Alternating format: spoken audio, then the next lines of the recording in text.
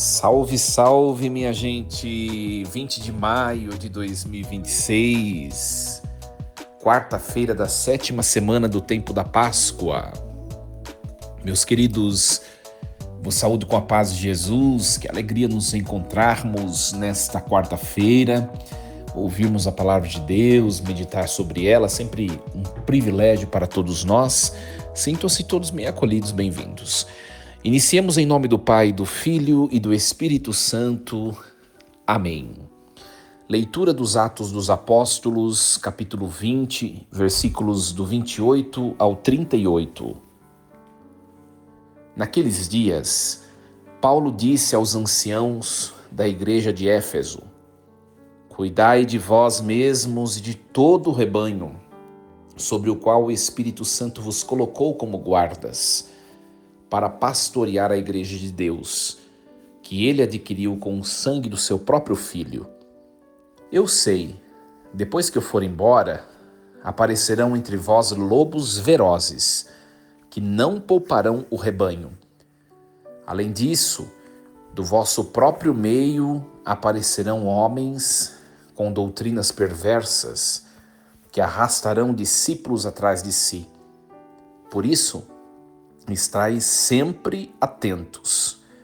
Lembrai-vos que durante 3 anos, dia e noite, com lágrimas, não parei de exortar a cada um em particular.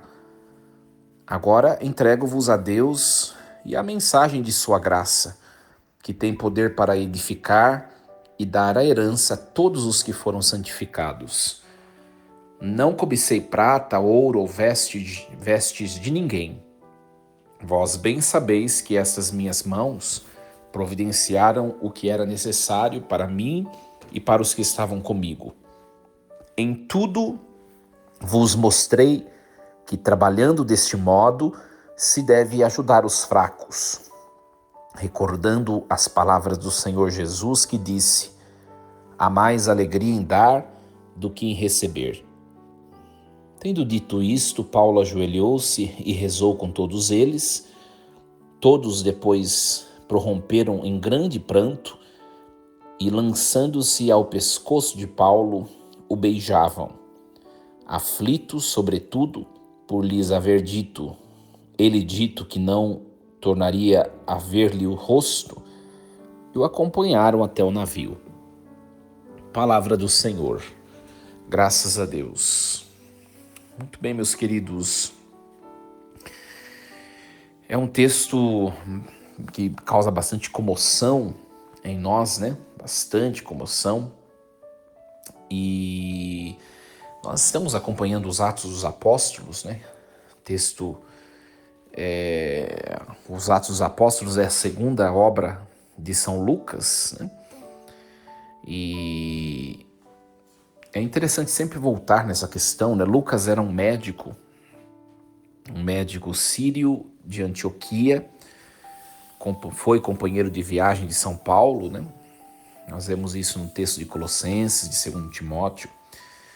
E Lucas, ele escreveu entre os anos,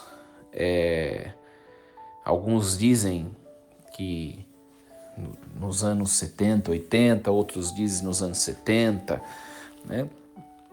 Provavelmente escreveu em Roma, pouco antes ou durante a prisão domiciliar de Paulo, naquele lugar, né? E a narrativa ela termina abruptamente com Paulo pregando em Roma, sem mencionar a sua morte. Interessante isso. A morte de Paulo vai acontecer no ano 67, né? O que sugere que o livro foi concluído, alguns estudiosos dizem, né? Nesse período, nós não sabemos, né? Muito bem. O contexto desse livro dos Atos dos Apóstolos, gente, o Império Romano vivia o seu apogeu, a chamada Pax Romana, né? Sob Nero. Então, o cristianismo ainda era considerado uma seita do judaísmo, né? E ele começa a se distinguir, né? O cristianismo começa a sofrer as primeiras tensões junto do poder romano, né? O Templo de Jerusalém ainda está em pé, que vai ser destruído nos anos 70, tá? Então, é esse o contexto histórico, né, dos Atos dos Apóstolos, né? E, enfim, na época bíblica, essa época, o evangelho estava se espalhando, né? Estava se espalhando em toda a Judéia, na Samaria, né? E por isso que o texto de Atos dos Apóstolos acaba sendo dividido em duas grandes partes: o ministério de São Pedro, né, que vai do capítulo 1 até o capítulo 12, né, centrado lá em Jerusalém, e depois o ministério de São Paulo, que vai do capítulo 3 ao capítulo 28, né? E Paulo leva o evangelho ao mundo greco-romano, diferente de Pedro, né? E hoje nós acompanhamos o capítulo 20, tá? O capítulo 20 situa-se na terceira viagem missionária de Paulo ainda, que aconteceu mais ou menos entre os anos 53 e 58, quando ele retorna apressadamente a Jerusalém para levar a coleta aos pobres, né? E ele já estava ciente de que prisões e sofrimentos o aguardavam, tá? Então, a perícope que hoje nós ouvimos, Atos 20, 28 ao 38, é a parte do chamado discurso de despedida de Paulo, lá em Mileto, tá? Um dos trechos mais comoventes de todo o Novo Testamento, né, gente? Paulo, em viagem de volta para Jerusalém, ele faz escala em Mileto, né? Lembrando que Mileto é uma cidade portuária na costa da Ásia Menor. A Ásia Menor, no tempo bíblico, é o que corresponde hoje no nosso mapa, gente, à Turquia, tá? A Ásia Menor não é o continente asiático que nós conhecemos hoje. A Ásia Menor é o país da Turquia hoje. Isso no texto bíblico, né? Na época bíblica, tá bom? E de lá, de Mileto, Paulo manda chamar os presbíteros, ou os anciãos, né? Que é a mesma coisa, os anciãos da igreja de Éfeso, né? Então, os anciãos saem lá de Éfeso, mais ou menos uma caminhada de 50 quilômetros, não é?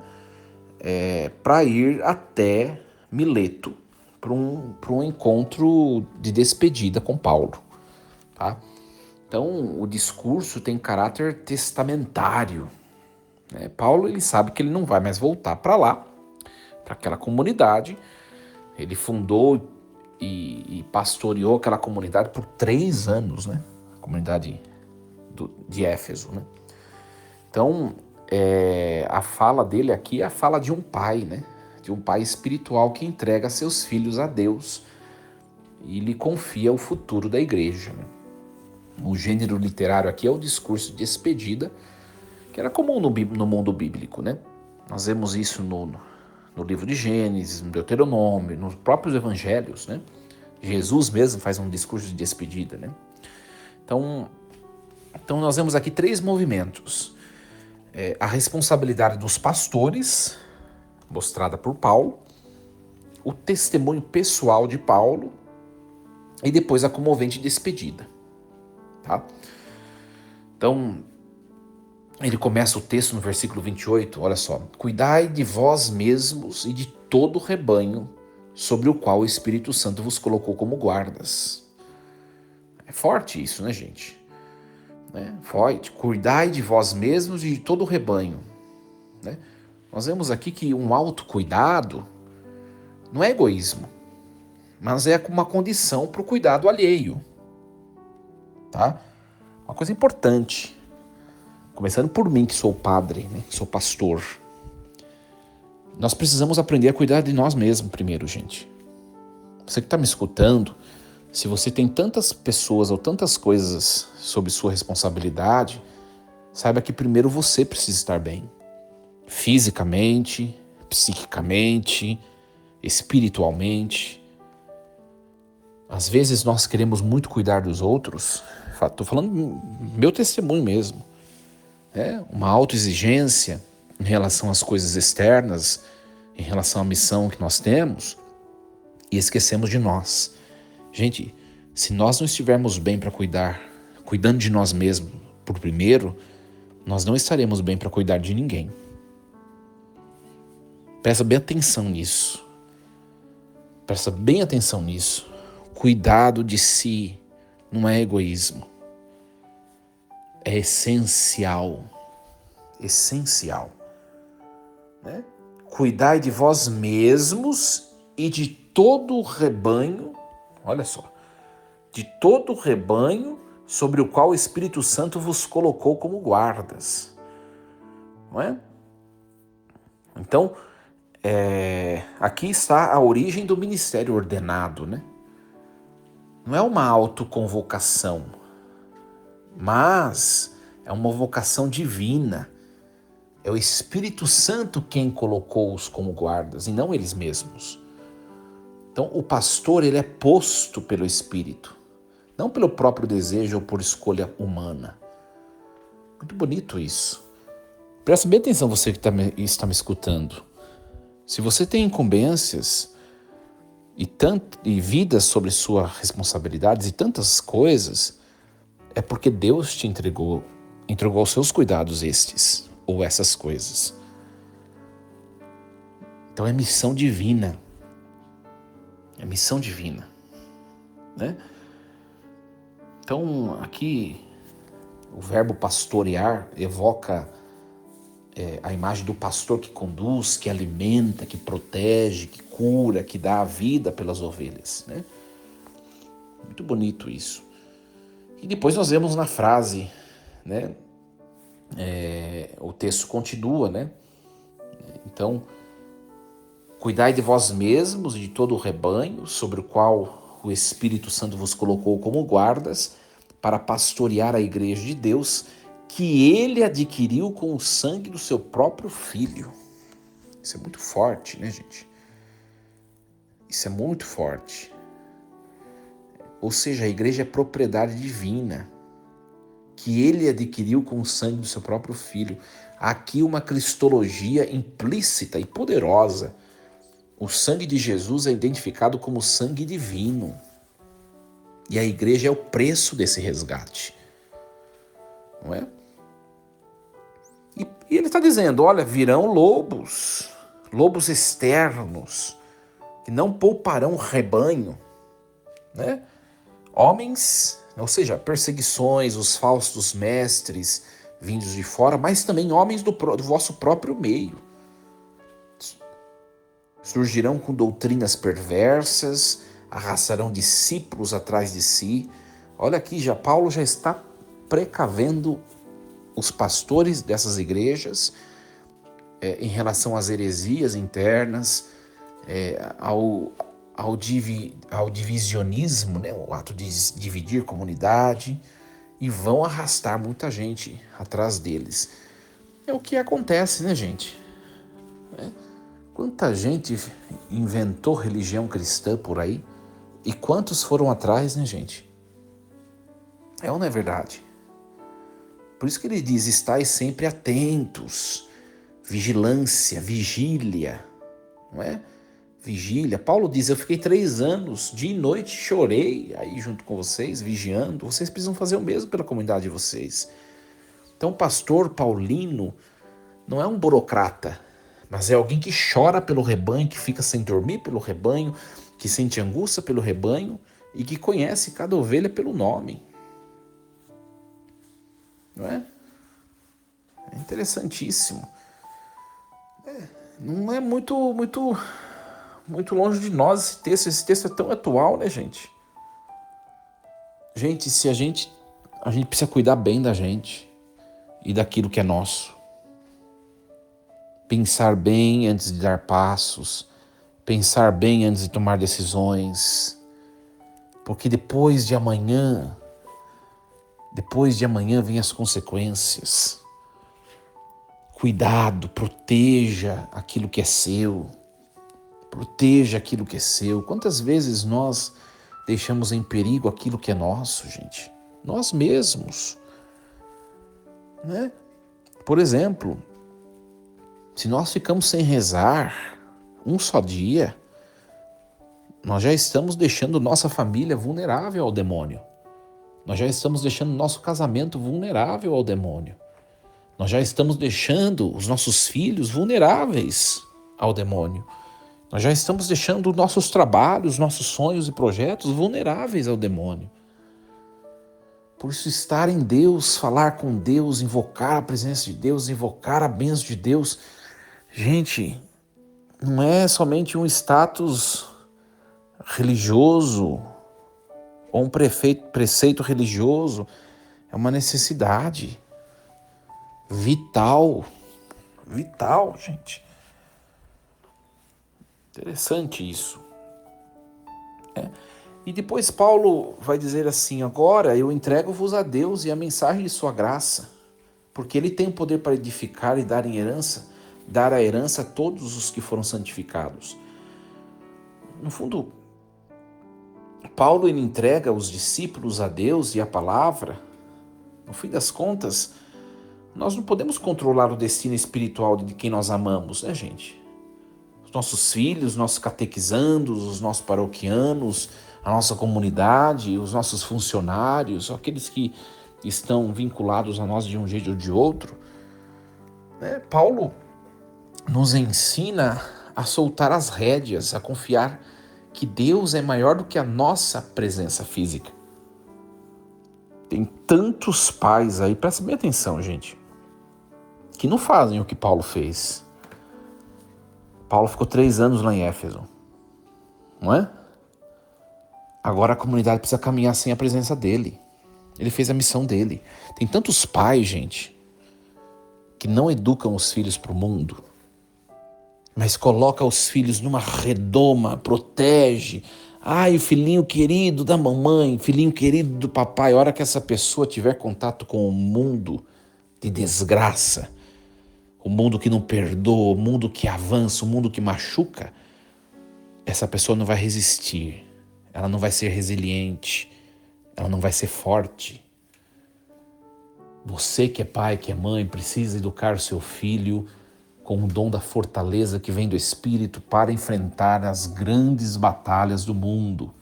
Pare de colocar o seu filho na redoma das suas asas. Isso vale para qualquer outra coisa também. Às vezes a gente é muito centralizador e nós não somos eternos, gente. A gente não vai estar lá o tempo todo naquele lugar. A gente precisa dividir, a gente precisa formar discípulos, a gente precisa confiar em pessoas, a gente precisa fazer esse tipo de movimento, né? Fazer esse tipo de movimento, soltar as rédeas como Paulo, não é? Agora eu entrego-vos a Deus e a mensagem de sua graça, né? Paulo, em tudo eu vos mostrei que trabalhando deste modo se deve ajudar os fracos, né? Vós bem sabeis que essas minhas mãos providenciaram o que era necessário para mim e para os que estavam comigo. Ou seja, Paulo ele fala: eu fiz tudo o que eu precisava e que vocês precisavam. Agora é com vocês, né? O testemunho de desapego de Paulo é um antídoto contra a cultura do ter, né, gente? Que também invade a igreja. Quando o serviço eclesiástico ele é movido por interesses, prestígio, status, vantagens materiais, a mensagem se descaracteriza, né, gente? Paulo mesmo diz: eu não cobicei nada, né? A autoridade de Paulo, a autoridade moral, vem exatamente da sua liberdade interior. Isso é para mim, isso é para você, não somente no que diz respeito à igreja, mas no trabalho, enfim. O que me move no serviço à igreja, no serviço a Deus, na minha vida pessoal, particular? O amor ou interesses? Né? Então, nós somos treinados na sociedade atual, gente, só para receber, para acumular, para consumir. E Jesus, ele inverte a lógica. A felicidade deve estar em se dar, em se doar. Quem já experimentou a alegria de um serviço gratuito, de um dízimo generoso, de um tempo doado para uma instituição de caridade, sabe que isso é verdade. Experimentar essa alegria é um dos segredos da vida cristã madura. Eu vejo aqui na minha paróquia as meninas, as mulheres que são bordadeiras, que fazem ao longo de todo o ano os bordados para no fim do ano vender e doar para a instituição de caridade, fazem com tanta alegria. Eu vejo na instituição que nós temos aqui na minha paróquia, a Rainha da Paz, pessoas que doam sua vida, a alegria de poder se perceber útil para o serviço dos frágeis. Isso é edificante, não é? Isso é edificante. E por último, nós vemos aqui que depois, no final, Paulo se ajoelha, reza com as pessoas que estão lá. Depois todo mundo começa a chorar, né? Afinal, ele falou que nunca mais vão vê-lo, né? Então, é um momento de bastante comoção, né? Essa cena nos confronta com a realidade das despedidas da vida, né, gente? Na vida cristã, há separações que são inevitáveis. A transferência de um padre, a saída de um missionário, a morte de alguém que a gente ama, a morte inesperada de alguém, né? A dor desses anciãos, desses presbíteros de Éfeso, ela é legítima, ela é humana, ela é compreensível. O Evangelho não nos pede para não sentirmos, mas para sentirmos com esperança. Por exemplo, quando alguém morre, alguém querido, o Evangelho não nos pede para nós não chorarmos, para nós não lamentarmos, para nós não nos entristecermos. O próprio Jesus chorou diante da morte de Lázaro. O que o Evangelho nos pede é que, mesmo quando chorarmos, quando sofrermos, quando sentirmos a partir de alguém, quando nos entristecermos, que nós não percamos a esperança no coração de que, no fim de tudo, não haverá mais sofrimento, mas nós nos reencontraremos. Essa esperança deve morar no nosso coração. Se nós tivermos essa esperança, nós podemos chorar, ficar triste, podemos gritar, podemos nos lamentar. E está tudo bem, porque a esperança vai nos levar adiante. Né? E nós vemos aqui que Paulo ele se ajoelha, né? É muito interessante. Ajoelhar-se e orar com eles, com a comunidade antes de partir, é um modelo para as nossas despedidas. No lugar de rancor, de um silêncio magoado, de uma indiferença, uma oração pode encerrar um ciclo de maneira muito, muito edificadora. Muito. Depois eles acompanham Paulo até o navio. Essa cena nos faz pensar sobre como nós nos despedimos. Há despedidas tão frias, apressadas, superficiais. A despedida cristã, ela deve ser um ato de amor, gente, né? Que prolonga a presença mesmo na ausência. Então, aprendamos esse texto de hoje, que é um texto tão humano, né? Não deixemos para depois um abraço para aquela pessoa que nós amamos. Não deixemos para depois um beijo. Não deixemos para depois a bênção que nós podemos dar hoje, ou se é um sacerdote, ou é um pai, uma mãe, um padrinho, um avô, ou pedir. Dê e peça hoje a bênção. Não deixe para depois. Que texto maravilhoso, né, gente? Força e coragem. Em nome do Pai, do Filho e do Espírito Santo. Amém. Meus queridos, o tempo avançou, por isso que não prolongamos, mas é um texto que, olha, dá para ficar 1 hora falando e seria pouco, gente.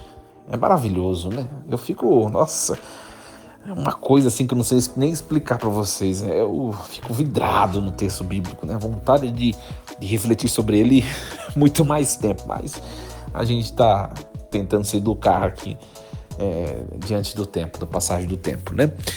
Queridos, desejo a vocês um excelente dia, com muita paz, muita alegria e muita esperança no coração. Lembremos-nos sempre, Deus está no comando de tudo. E amanhã nos encontraremos para mais um programa, mais uma reflexão diária. Até lá!